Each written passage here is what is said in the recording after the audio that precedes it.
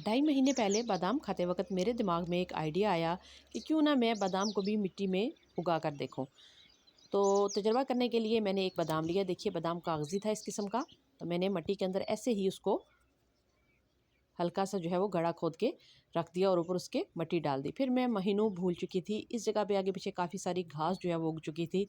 लेकिन जब मैंने उस घास की कटाई की तो मुझे ये देखकर बहुत हैरत हुई कि वहाँ पे जो पौधा उगा हुआ था वो बादाम का पौधा था। और देखिए ये अल्लाह की शान है कि हम बीज को जिस तरह भी रखते हैं, मैंने लटा के बीज रखा था लेकिन बीज जो है वो ऑटोमेटिकली इस तरह से देखिए खड़ा है ऊपर की तरफ। इसकी जो चोंच सी बनी होती है एक साइड पे, वो ऊपर की तरफ है, वहाँ से ये फट के इसके अंदर से पौधा निकला है। तो ये ढाई महीने पहले की बात है और ये ढाई महीने इस पौधे की उम्र है।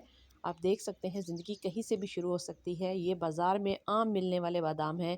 ये कुछ स्पेशली मैंने बीज इसके लिए नहीं ख़रीदा, ना ही मैंने कहीं से कोई आला किस्म का बादाम जो है वो मंगवाया था।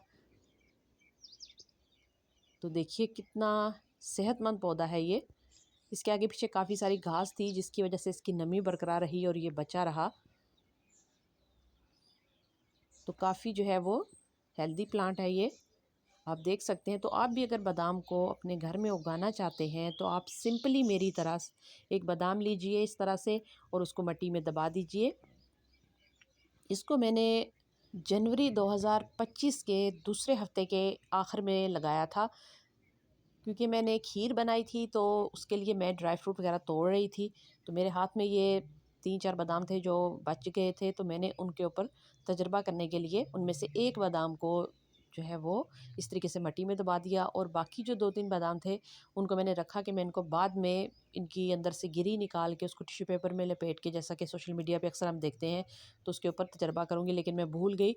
और ये जो एक मैंने मिट्टी के हवाले किया था, मिट्टी ने देखिए इसका एक खूबसूरत सा सेहतमंद सा पौधा बना के मुझे तोहफे के तौर पे पेश किया। इस टाइम जो है वो मार्च का एंड है और आप देख सकते हैं ये पौधा कितना फ्रेश है।